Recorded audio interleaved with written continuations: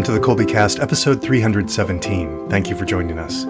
Today we're joined by mother, grandmother, author, speaker, and podcaster Lisa Hendey. Many parents, or at least their children, will be familiar with Lisa's Chime Travelers series of books.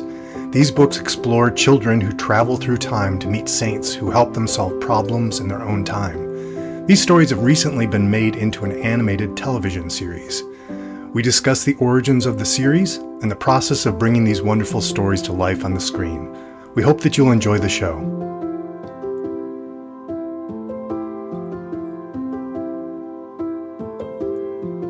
Hi there, I'm Bonnie, Kolbe homeschooling mom of 4 lads and lasses, liturgical musician, popcorn, and podcast fanatic. And this is Stephen, homeschooling father of 5 and director of development for Kolbe Academy. Good morning, Stephen. How's your day going so far? It's going well. It's a Friday when we're recording, so that's the day I get to go to morning mass. It's the only day we have morning mass here at our parish, so that's always something I look forward to every week. Oh, yes, of course. Beautiful. What a gift daily mass is. I'm grateful to get to go.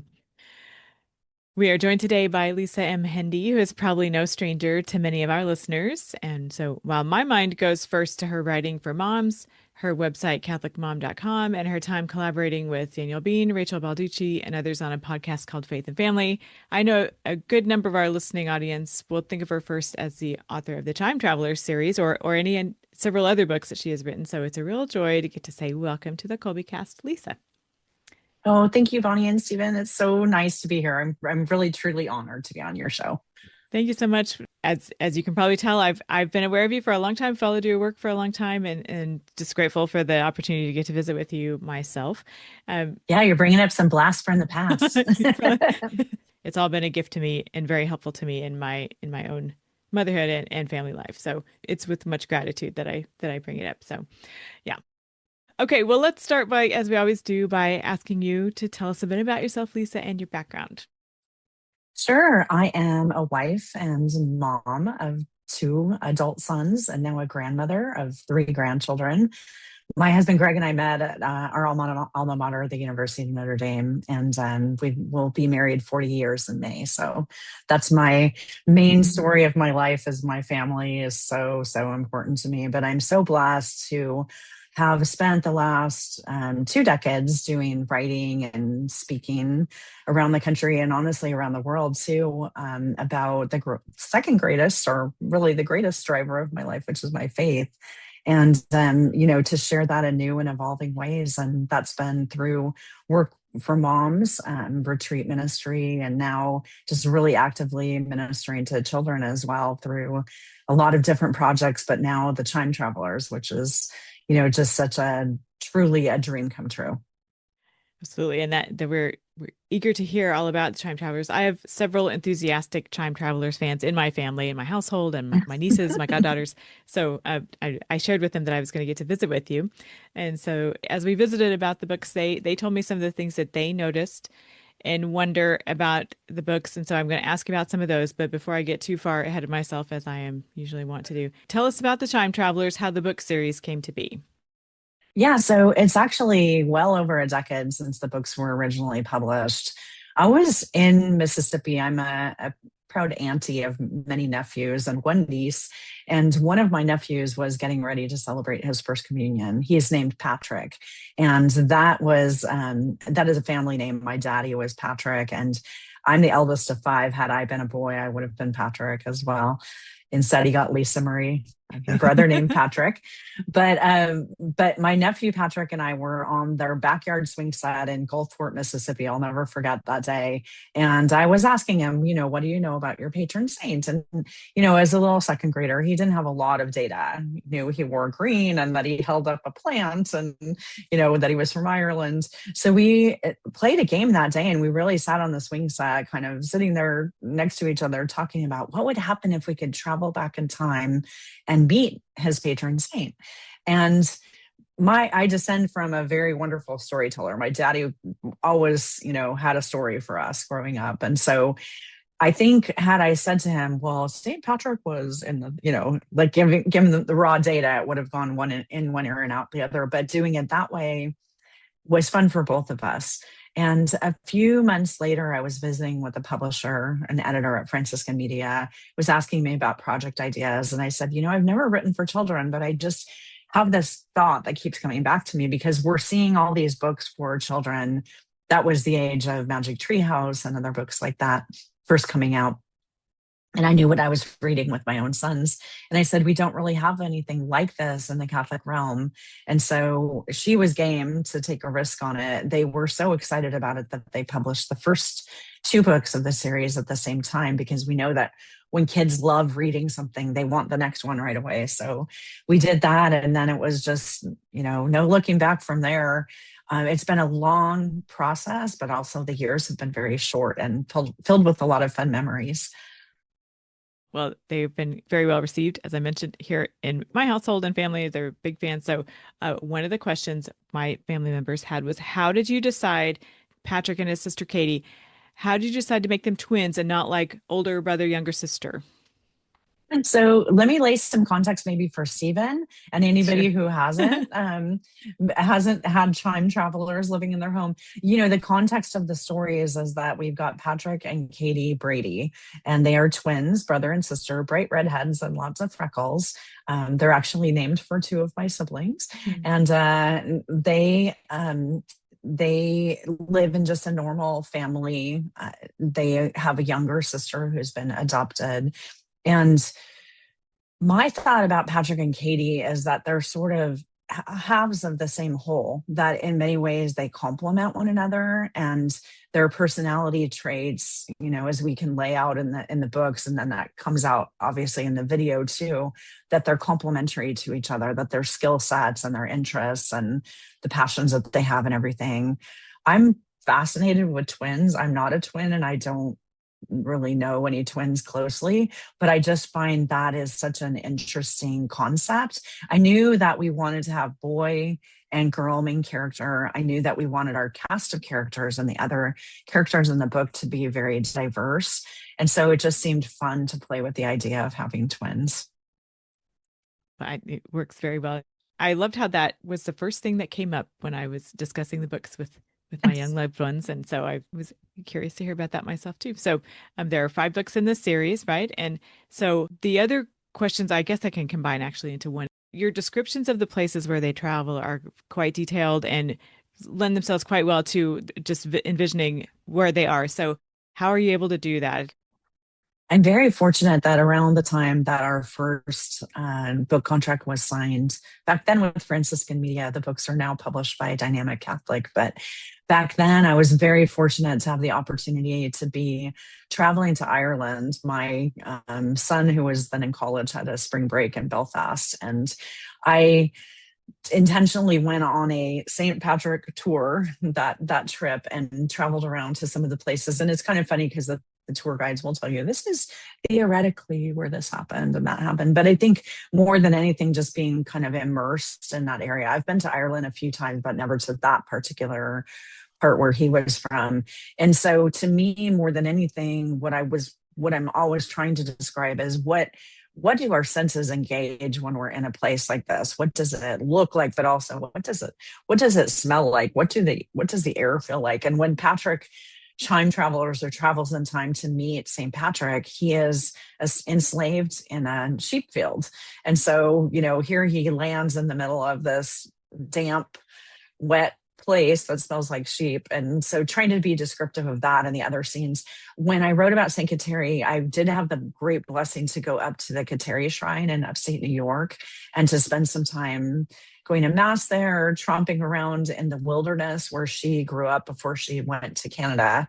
I even got to go down to the spring where she drew water for her family every day.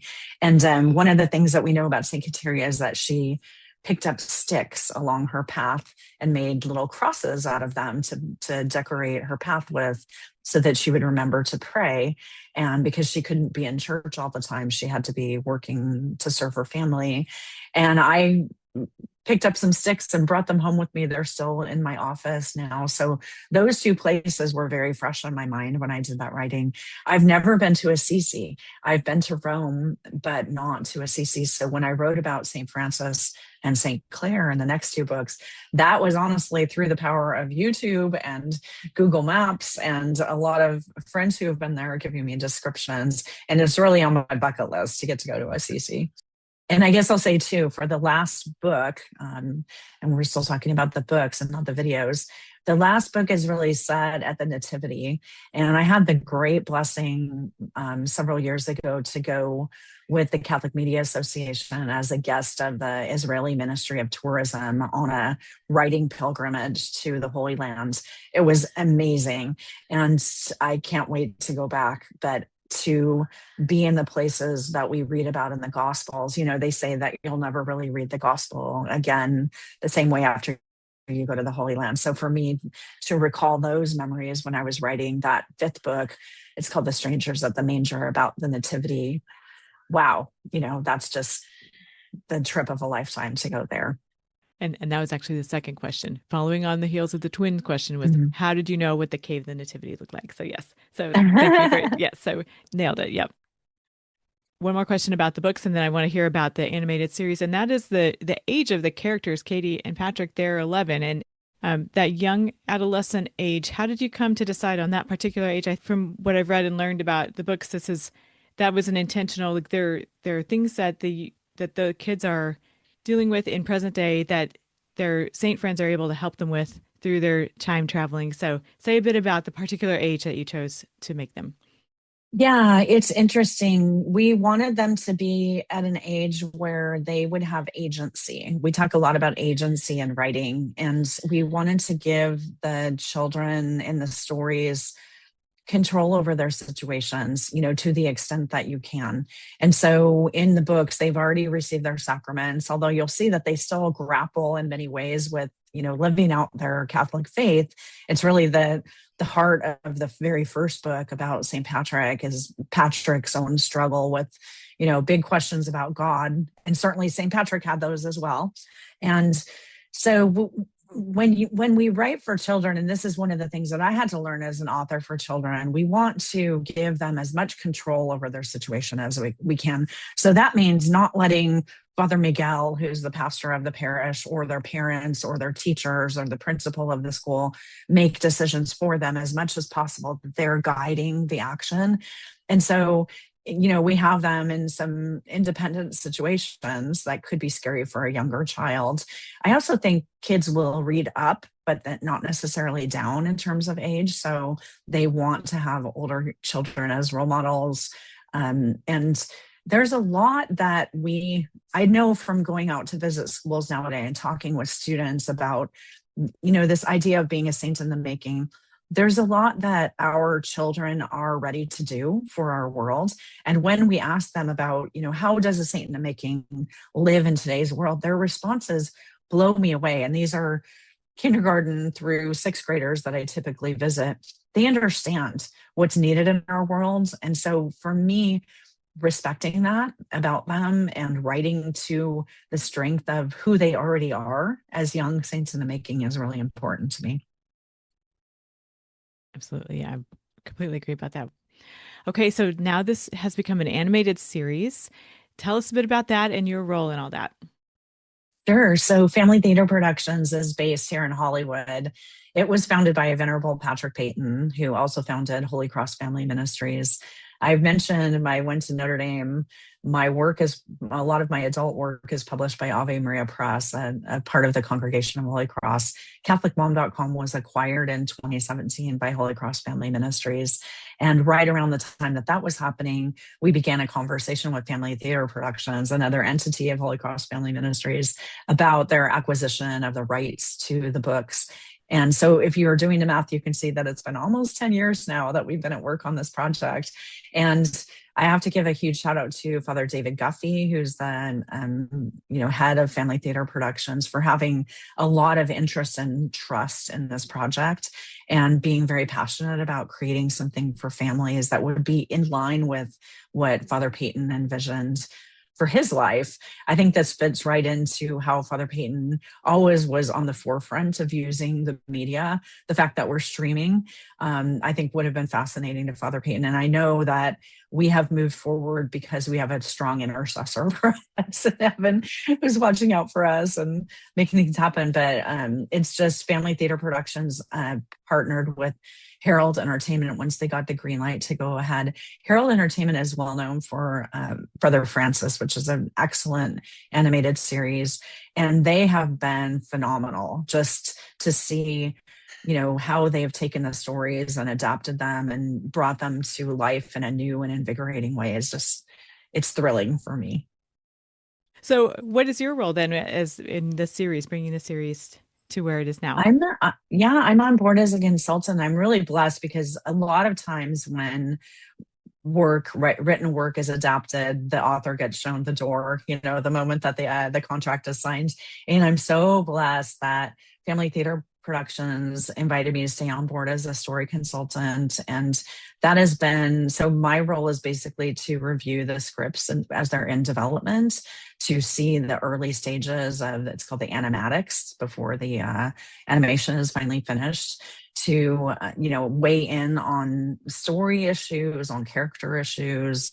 Now in the first 5 episodes, they were based on the original stories, but they take some departures from those stories. And so it's really fun to be able to see how those are going and also to have a chance to weigh in when something doesn't quite ring true with something that I would think one of my characters might say or do, to bring a mom's perspective to the team. Our producer, Ann Yancey, who's my biggest partner on the project, she is a former educator and also a drama professional and teacher. So she's got just this wealth of understanding from an educator's perspective. And so I think we have a lot of good voices at the table, really kind of safeguarding the project and making sure that we're staying on the right rails. And now that we're evolving into kind of uncharted territory, it's really fun for me to see, where things are going too. So that's fun too. Even though I haven't had a chance to read the books, I was able to go onto forum to check out some of the new videos. Those are really good, really fun. Yeah. And one thing that you can see on forums, they actually have the comments there. So some of the kids leave comments. And I'll say about forums that if you don't know if you have forums, ask at your parish, because a lot of people have access to forums that way. But yeah, it's really fun to see. And these first 5 episodes, you can watch them. We recommend watching them sequentially. People can watch them out of order or whatever. They're 23 minutes long, so it's a quick watch. I'll say if you have little kids, they're probably going to ask you to watch them over and over again. We've seen a lot of that, and that's great. It's a great thing. So fans of the books, what would they recognize? And then what might they find surprising? Oh, that's a great question. So they'll definitely recognize Patrick and Katie because their characters are really true to the characters in the book. And the friends that are around Patrick and Katie, it's an interesting thing. In my mind, when I was creating the original book series, I have a whole mythology and worldview created around this. And first of all, let me say, I don't think we've asked the question about why it's called Chime Travelers, which is because of the ringing of the bells. Okay. The series is set in a Catholic parish named for my mom, St. Anne's. And it's the ringing of the bells that cause the travel in time. And so in both directions. And when they're coming back from a Chime Traveler mission, as I call it, they have to learn a lesson from the saint that they can apply to a day-to-day problem in their life. So those first 5 books, there's a lot of tracking to what's happening in the action of the episodes, but there are also pretty big changes too. And that's for a reason. It kind of logically, you can't do in 23 minutes what you do in a 20 chapter book. So they're really looking at the highlights of it. The pacing is really important. And things have evolved in our world too since then. So it's just a fun thing to see the updating of the stories. But Francis the Frog is still a major character in the first episode. And we have I tried to put animals in every book because I think that's really significant, and there are little nods to those in the animation as well. Neat, neat. Are there other aspects, such as the name itself, other aspects that I've missed that are important to bring in? Well, I think one of the important things to recognize is that you would think Patrick and Katie, Patrick has in this first story, the name of the episode is The Shepherd's Escape. And he has the ability to meet and encounter St. Patrick, and he encounters him, while he's enslaved. And then Patrick departs and then comes back as a bishop to evangelize those who had enslaved him in the past. And you would think that after having had that experience and having his faith renewed and going back home and understanding kind of what had happened in the way that he can, that perhaps Patrick might now be perfect and no need for future things.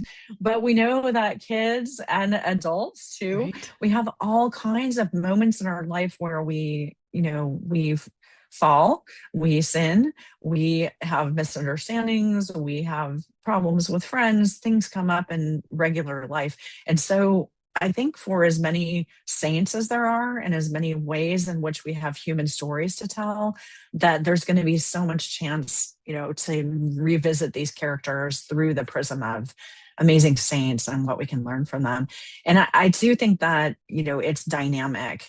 And we're at work now on, next episodes, but I think that, these are characters who are not perfect, and that's intentional. And I kind of got a little flack for that when the books first came out, because people thought that I was, in some instances, that I was belittling the faith or making fun of the faith. And I never, ever, as a person of faith, would want that to be. But I want my characters to represent the real children that I know who ask big questions about hard topics and who aren't afraid to express, who they are as people who are thinking big things. So I think that's a natural part of their characters, and it's part of what I think makes the series appealing to some families, because they see echoes of their own issues in there. Sure, very relatable. Mm-hmm. So there are 5 books in this series, and I've picked up on the phrase you keep using, the first 5 episodes, and you just made reference to episodes in development. So there are more episodes to come, sounds like? Yeah, so Family Theater has committed to these first 5, and they are up and streaming, as we mentioned, on Formed and also on the Hallow app, which is such a gift. And so in those 2 places, you can not only see the episodes, but they also have discussion guides. We've got chimetravelers.org, which is our website that has great resources for you, including coloring books, free downloadable activities, holy cards that are featuring animation from the series, and special prayers written just for children. But we're in development on the next episodes, and I can't say anything about who those feature. I'm bursting with excitement to tell you about them because I've seen the scripts and I know the stories. And this is exciting for me because now we're really coming into Herald Entertainment taking the wheel on story development.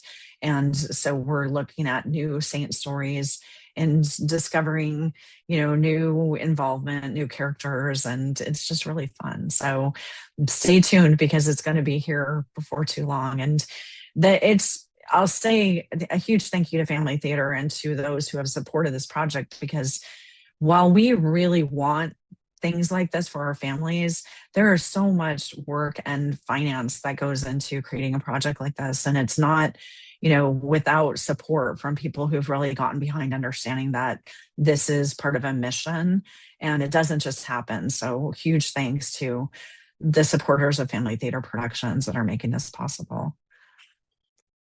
Yeah, I would think that would be an interesting experience to put all of the work into the original books that you've done, and then the work to get those into working with them to get them into the video format. And now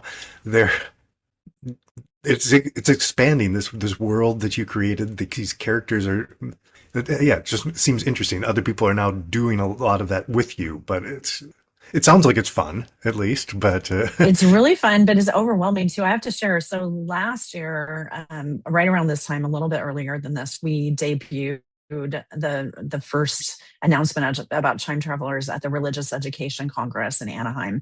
I don't know if any of you have ever been there, but it's a very big, it's a wonderful place of faith, and it's also where a lot of things get done and announcements get made. So we debuted it last year, and Ann Yancey and I served on a panel where we showed 7 minutes of the first episode. And it was, for me, I had to keep telling myself, breathe, breathe, because I was so overwhelmed with emotion of seeing people see it for the first time. First of all, seeing children see it for the first time, because we'd had a trailer released before that, but to see in our booth for family theater, kids coming by repeatedly because they wanted to keep watching that over and over again, and to see the way that they laughed at particular things, and what they were curious about, and when could they watch the next one.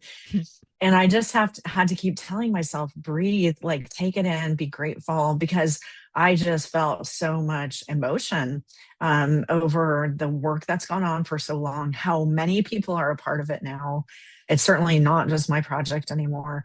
And what a gift I think we're able to give to families who need and deserve quality entertainment for their families. I think Father Peyton was really on to when, he coined this phrase, the family that prays together stays together. Certainly I owe my faith to my parents, who really instilled it in me as a young girl. And I hope that we're giving families and schools and parishes a gift that will continue that legacy. Good indicator when you see them, some repeated flybys of folks coming back, the young ones coming by. Let's watch it again. Yes, good sign there. Yeah, I love hearing all the behind the scenes stuff too. Is there a typical length of time that it takes to produce one episode, or does it vary quite a lot from episode to episode? How long it takes to produce one, start to finish? Yeah, it's I'm gonna say that's a question that I don't have the exact date on. I'll tell you that the episodes are 23 minutes. They call that a TV half hour. So 23 minutes.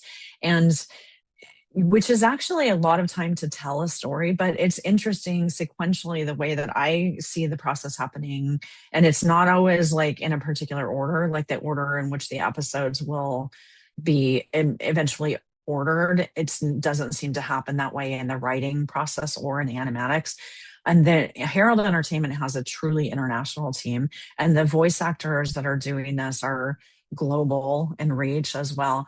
So typically the way that I will see it is a script will come across my desk, and then I have the opportunity in a really quick amount of time to read, dive in, give some comments. And then the next thing that I'm going to see is another draft of that, but then eventually this animatic that we talk about, which is really kind of bare bones. It's interesting to see now how technology is used in the animation, and how beautiful everything looks is just amazing to me. But then we're going to see eventually the final episode. And so I have a chance at each of those stages to weigh in. I would imagine it's probably a couple months just from start to finish, but I'm not exactly positive.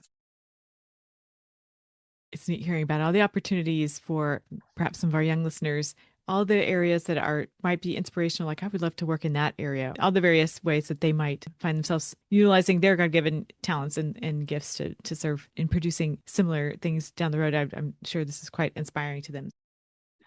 Yeah, this is why I go out and do school visits and parish visits and homeschool group visits.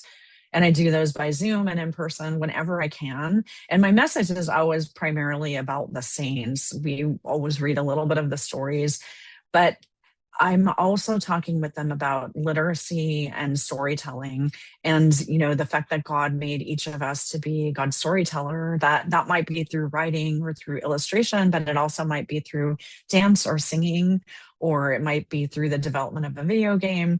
That all the elements of what we study in school, whether that be science or math or religion or English, that all those things come into play in being God's storyteller. And that means we need to be huge readers. We need to always be reading. And I tell them, I always have a notebook with me because I see the world around me through the prism of somebody who's interested in telling stories. And so, what what a weird smell in the air smells like, or what, the feel of wet grass on my feet feels like, or a butterfly that's a particular color. Those are all things that spark our imagination, that help us to tell the story of what our incredible God has created in the world around us. And so I'm trying to encourage them at a very young age to be people whose stories are recognized too. And that's a big thing that they really connect with, I think. So if you're a teacher out there, invite me to come visit your class. I've noticed that is a big part of your work. You're able to visit with all sorts of folks. Are there other kind of standout questions that you've gotten from your young friends about the Chime Traveler series, or about the books or the TV series, or things like creating, as you were just speaking, like writing and creating and so forth? This is getting into the weeds, but so one thing that kids always ask about is, who are the Chime Travelers? Because it's obvious that through the stories on the first 5 episodes of the videos that Patrick and Katie are Chime Travelers, but there are some pretty big hints about some adult characters who also might have time traveled in the past. And so, the kids always pick up on that and always want to know, like, when am I going to find out if XYZ person was a time traveler, is a time traveler? And for me, in the writing process, that was really fun in the books to kind of layer in those clues. I'm a fan of, back in the day, I was hugely into Lost. And I loved watching the show Lost and then listening to all the podcasts and getting on the message boards and, the current, Reddit thing of like people talking about like all these little hints that are in stories. And so certainly those are in the books. My desire is to write more books and to dive more deeply into that. And I see already in our next stories that we're developing for video that's coming down the pike too. And it's just really fun to see that. To be kind of world building is a really cool thing. So kids, they clue into that. They're also always very interested in the animal characters. One thing that I did in the 4th book, which is about St. Clair of Assisi, I have to say, when the publisher asked me to write that book, I was sort of like, St. Clair of Assisi is like, what, I don't know really what she did that was that exciting. I'm not discounting that she was a very holy woman, but is there a story there that we could clue into? And then I read her history and was so happy to learn about, the story of her vocational call and the fact that she escaped her home in the middle of the night to run, to flee to be with St. Francis of Assisi and to follow him. But she loved cats. And so I named the cat character in her book after Mother Angelica, who, had such a beautiful ministry to people. So Angelica the cat is a little nod to Mother Angelica. There's a lot of stuff like that in the books, just fun things that you get to do when you're a storyteller. This is going back a little bit, but I really appreciate what you were saying about encouraging kids to tell God's story, and that, because, being a constant learner and inspiring that sort of wonder in things is something that I'm familiar with. It's like, yes, that's an important thing, to be a lifelong learner, but I don't always focus on that part though, so that we can tell. I mean, learning is fun. I love it, but to also be able to turn that around and to let that help us tell God's story that's a really great thing. I think, Stephen, your podcast is a great example of it. You're a storyteller, you're facilitating, people coming on and sharing the good news about what they do. And now there's so many different ways to experience and to share our faith. And we see that, with the use of social media, with the advent of AI, there's so much out there. And when we use those tools for good, it's limitless potential, because our God is limitless. And so he wants to use us in our fragile little frail states.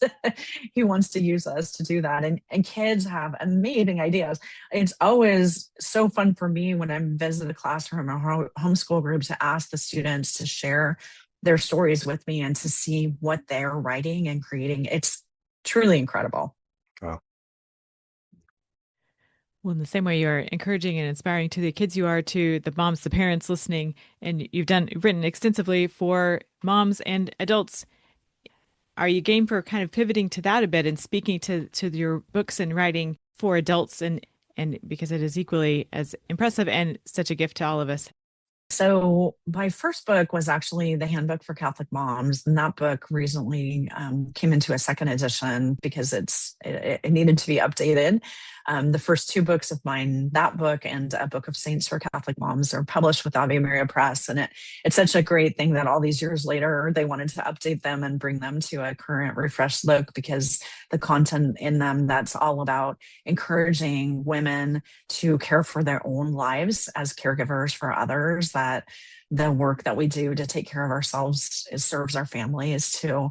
And that was an unexpected joy at the time that those book opportunities came up. I was a blogger, but I'm not a trained writer. And I started CatholicMom.com kind of on a whim. It was the year of my eldest son's first communion, and I thought it was going to be a hobby for that year as we prepared him for first communion, and it went on to become my life. But the first two books led to other books, and some of my other adult books. I'll mention The Grace of Yes, which is really all about, giving God our yes, what that looks like when we emulate Mary's yes, may your will be done. What does that look like in our lives? And my most recent book is a book I really hope that really anyone will read it. It's called Jesus Every Day, Jesus Every Way. And it's a 52-week gospel devotional that really looks at how we encounter Jesus Christ in those sacred everyday moments of our life. So yes, while we're in church, and yes, while we're receiving the Eucharist, but also in the grocery line or the carpool lane or at the beach or working out or in the corporate office, how we encounter and share Jesus in those places. So writing and kind of bouncing back and forth is interesting, because I think writing for children has actually made me a more thoughtful writer, because you have to be more concise. And so, which is not my strong suit. So, learning how to use words and to be concise is a gift that comes from writing for children. They did tell so beautifully, and what an important message. And I recognize it as such especially in my earlier days, and it that really kind of got watered down deep, the importance of, however imperfectly I was able to live it out day to day, like tending anyway. I appreciated that message that you were imparting at that time, the importance of taking good care of oneself. And I think that's an important message for our listeners to hear, along with all the wonderful opportunities for, with this new series and the animated series and the book series and so forth. So any opportunity to expound upon that and remind folks of that and bring it back to that, I like to take that. Yeah, back then, I think, there wasn't a lot out there. Now, thank goodness, there's so many great resources for parents. And I'm particularly moved by the men's ministries that I see nowadays, because I think that back in those days, well, when I started Catholic Mom, really honestly, I did it because I couldn't find anything. It wasn't that I thought I had all the answers. I was looking for them. But I think now you see so many beautiful, vibrant men's and women's ministries, and we recognize that when we accompany one another in this journey, that we strengthen each other and that we lift each other up. So I think it's really a great thing. And I think that it's great that so many voices have come in, and that our publishers are recognizing that this is a need that we have. Mm-hmm. Well, you've spoken to upcoming episodes of Chime Travelers and some of your writing projects you have in the works. What's on the horizon for you? What are you looking forward to? Oh, I'm just always so excited to be out speaking and doing retreats. I'll say one thing that happened very recently is that I got invited to go to Montana to lead a retreat. And I've never been to Montana before. And it made me look at my list of the states around the country and realize that there's very few states now that I haven't done some kind of work in. And so I think maybe when things settle down a little bit, I might look at, can I find some opportunities in those states that I haven't been to and sort of do, a pilgrimage in that way of kind of sacred sites around our country that I could visit. That would be so amazing. I'm always looking forward to visiting schools. And I mentioned that if you're a pastor that wants somebody to come, to your religious ed classes or your school, please reach out, or your homeschool group. And I'm right now, every time I write a book, I say, this is it. This is my last book. I'm not going to do anymore. I did just publish Jesus Every Day, Jesus Every Way with Loyola Press, which has been such a gift. I just love that book so much. And just right now, I'm in conversations with a publisher about a potential project. And I keep telling myself, but you said you're not. So I'm asking for discernment prayers about that, because it would be an interesting project to do. So we'll see what happens with that. But there's always something down the pike. So. And immediately, I'm very involved in my grandchildren. So I have my 2 granddaughters and my grandson. And the best gift of my life right now is when my kids say, Mom, can you come help with, the kids? And then I get to go be with them. It's just such a thrill. It's a gift. Gift to them, gift to you. Yep. I would imagine with all going all over and talking to people that, obviously some of it is things that you probably said 100 or more times, but I'm sure there's always something new or some new idea or new question probably that leads you to, I would guess, that leads you to new things or new things that maybe need to be said. Yeah, life circumstances are really, in the last, I'll say since COVID, I experienced the passing of both of my parents. My mom and dad both had neurological disorders. My mom had Parkinson's disease and daddy had Lewy body dementia. And we said goodbye to both of them. They were only 81, which is way, way too young. And so going through those caregiving years and then grieving years, and then almost immediately after my daddy went to heaven, I learned that I had stage 3 breast cancer. And so that journey, praise be to God, I'm 3 years out from my diagnosis, but I'm still in active treatment for my cancer. And certainly, when that happened, I thought, well, this is it. Like when I got my diagnosis, I thought I had to cancel a year's worth of speaking engagements. And I thought, I'm done.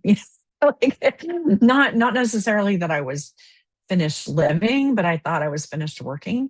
And it's been very interesting for the last few years to see, as I've worked my way through that and gone toward my healing process, how that helps me to serve in different ways and to really focus on new messages. I loved the Jubilee Year of Hope, and I speak a lot now about hope and gratitude. And those aren't necessarily the words that you always align with the word cancer. But for me, battling a health situation, being so well loved and accompanied by my parish family and having my faith to bolster me during that has been such a huge gift. And so I see that spilling over into my writing and my speaking now. And I think it's significant because a lot of people deal with hard issues. And so we want our faith to be there for us, when life is hard.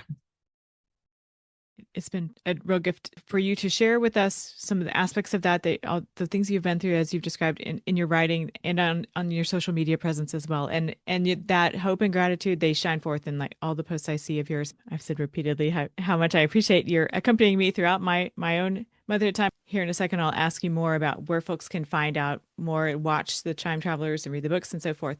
But sort of as we're wrapping up the conversation, are there any final thoughts or takeaways you'd want to leave with us? I just want to say thank you for your platform and for what the two of you are doing. It's really fun to meet new voices and to see. I was sort of like one of the pioneers of early Catholic podcasting, and it was so clunky and crazy back in the day, but to see the facility with which you share your message and how you are spreading God's love through what you do, it's really a beautiful thing. So thank you for that, and just for sharing your stories too. She keeps doing it, Stephen. She's like, it just turns it around and it gives gifts to others. I appreciate it. So thanks very much for that. And again, an inspiration in that regard as well. So how can folks watch the Chime Travelers series and read the books? So I'll start with the books because those came first. So you can find them. I'll say if you're blessed enough to have a Catholic retailer or independent bookstore near you, please just walk in and ask them to order it for you. They can always, if they don't carry it, they can always get it. We need to support our local booksellers. The books are now published through Dynamic Catholic, and they have a really nice bundle that you can purchase through there. You can definitely also get them on any online retailer. So if you're using Barnes & Noble or Amazon, you can get them there. And I'll say for readers, if a book is a blessing to you, please take a moment to leave a review, because that really does help the authors. It sharpens our writing, and it also helps us with the insurmountable algorithm. So that's a great thing. For the videos, please come to chimetravelers.org. And we're really active on social media as at Chime Traveler Kids as well. But chimetravelers.org is a great place to come for not only the launching pad to Formed and Hallow, where it's streaming, but also for great support resources. If you're a family member or a teacher that wants to come and grab some of the free resources that we have to sort of not just watch the videos, but really use them as a lesson in your home or in your school or parish, that's got so much great stuff for you there. And while you're there, you can take a look at, we've got a little coloring book. We've got those prayer cards that I mentioned. It's just a living, breathing place. So it's a great thing. And a huge shout out and thanks to Formed and Hallow for being our two streaming platforms. It's so great to be in those places and to know that we are truly reaching around the world. And Chime Travelers is available in English and Spanish. That's great. If folks want to connect, you can always reach me. My email address is lisahendey@gmail.com. Last name is Hendey. Especially if there's something that I can pray with you for, please reach out. It's been very humbling over the last few years to pray and actually begin Zooming with some women who are on their own cancer journeys. And I have a really big heart for people who are caregiving and grieving losses. So if I can support you, especially with prayers, please reach out. And I'm on social media at Lisa Hendey. And just while you're leaving reviews for things, go hit some stars and leave a review for this podcast. It's so awesome. So yeah, that's it. Well, thank you very much for that. So we will have in our show notes links to the links that Lisa has mentioned, as well as to some relevant Kolbecast episodes. We've gotten to visit with folks from Hallow and Formed here recently, episodes 303 and 308. So I'll leave those in the show notes. And then we got to visit with Danielle Bean a little while back, episode 131. So I'm the best. Absolutely. Let me take a minute to say Danielle Bean. And if you're not already subscribe to her Substack, please give yourself that gift. Danielle is like one of my greatest mentors, and I feel so blessed to call her a friend. You have a Substack yourself, but that we can get to that from your website, right? So we'll have all that. Okay. All right, Lisa. Well, thanks for spending this time with us and for all that you have given to us in so many forms. We'll be praying for you, for your health and well-being and your discernment. And we'll look forward to lots of good stuff to come from you and from the Chime Travelers and all that. So thanks again for being here. Thank you. God bless you. Subscribe to the Kolbecast on your favorite podcast app so that you don't miss an episode. And let us know how we're doing by leaving a rating or a review. And as always, feel free to email us at podcast@kolbe.org. Mary, our Mother, pray for us. St. Maximilian Kolbe, St. Ignatius of Loyola, holy saints and angels, pray for us. Ad Maiorem Dei Gloriam.